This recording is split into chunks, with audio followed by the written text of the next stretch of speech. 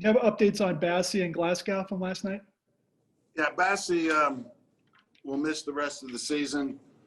The full extent of his knee injury is still being evaluated, but they've seen enough at this point to know that he won't play the final 4 games. Glasgow has a toe and ankle injury. We'll see how he progresses during the week. Really, I think the next couple of days will give us a better idea. On Bassie, is it still undetermined whether it is the ACL? That's correct. It's a good chance that it is, though. Okay. And then Driscoll and Deontay Spencer from your COVID list, do you think they'll be able to practice Wednesday? I'm not sure on that. I haven't gotten the update today, but I think if everything goes well, they could be. All right. Same for Will Parks? Yes. So far, Will has passed everything, and we're anticipating him being ready to go. Okay. Final thing for me is you bowed up in the red zone last night, but you also gave up 8 plays of at least 20 yards to get into the red zone. Did you see a common theme on some of those breakdowns on tape this morning? I wouldn't say there was a common theme, no. It came against different coverages, different plays they were running. They hit us with a reverse. The quarterback scrambled for 20, and they threw some balls in there also. So, to answer your question, I don't think there was a common theme. Next one, Eric Long. Yeah, Coach, a couple for you. First, Melvin Gordon, is that kind of what you anticipated he could do when you signed him this offseason? Melvin's a good back. He's been a good back in this league ever since he came into the league with the Chargers. And we just think Melvin's a good back. I think his play over the years, not just this year, has proven that. And then second one for you, over 50% on third down offensively. Did you see signs on the tape that could continue the rest of the year, that success there? Hopefully. We popped some runs in there, which is always good to have. Made some good catches and throws. We had a chance for another one there right before the half. Noah slipped, and he was going to be able to make a cut that I think definitely would have got the first down and more. So, yes, we definitely did have a better night on third down, and hopefully we can build on that and carry that over for the final 4 games. Coach, when you had a chance to go back and look at the film, do you have any different perspective on punting when you did, or do you look at it as if Hamler makes that catch, it's a moot point? I guess when you look back at the game removed from the adrenaline, does it change how you would have done that 4th down? No. With 6.5 minutes to go, roughly, no matter what we had done, if we had continued that drive and successfully converted the 4th down, we were going to have to come up with a stop on defense. And, we haven't been – our strong suit hasn't been 3rd and 2s and 3s, 4th and 2s and 3s. In fact, I think we haven't converted any of the 4th and 2s and 3s we tried all year.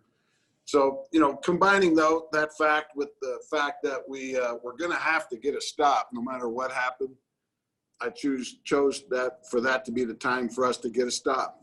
We punted it down there. I believe they got it on about the 10, and we needed to come up with a stop at some point in that game, regardless of what we chose to do on that 4th down. And so that was the time that I chose to go get that stop. And unfortunately, we held them to a field goal, but it burned too much time at that point.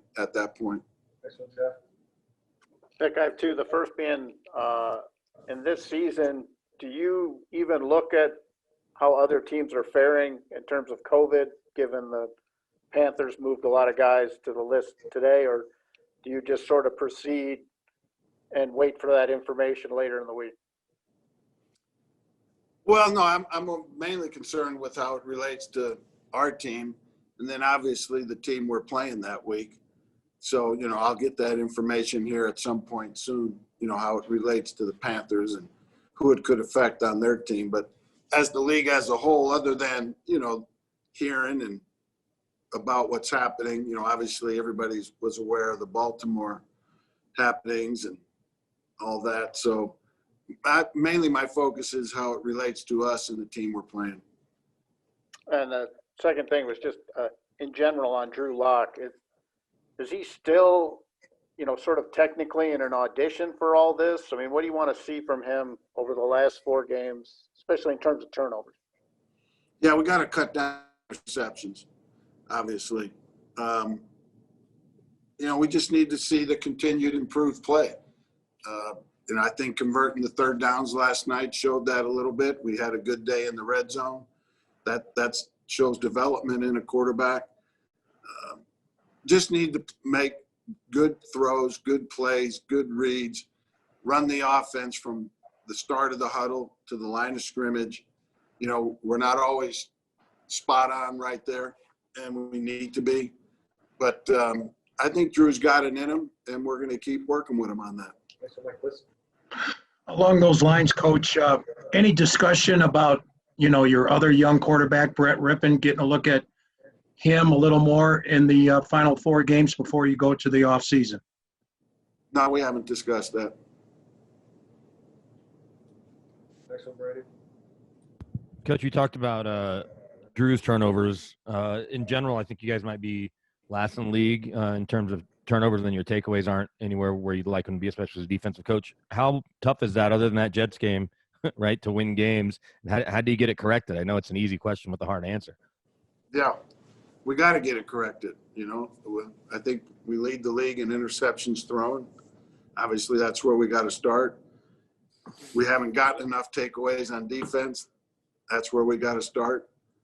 And it's obviously an area that we need to improve on, and it's an area that has held us back this season. Next one, Nick. Vic, what did you see from Jerry Jeudy last night? Had his first catch on the last drive. Did he seem at all kind of hampered by the ankle issue he's dealing with?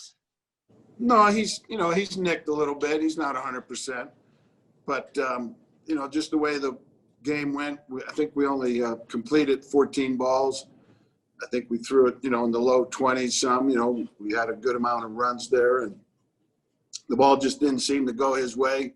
But he's definitely a guy that we like to get it to and want to get it to, and I foresee us getting it to him. Got time for a few more. Next one, George. Yeah, Vic, with only 4 games left in your second year as a head coach, is there anywhere you personally just want to get better as a coach?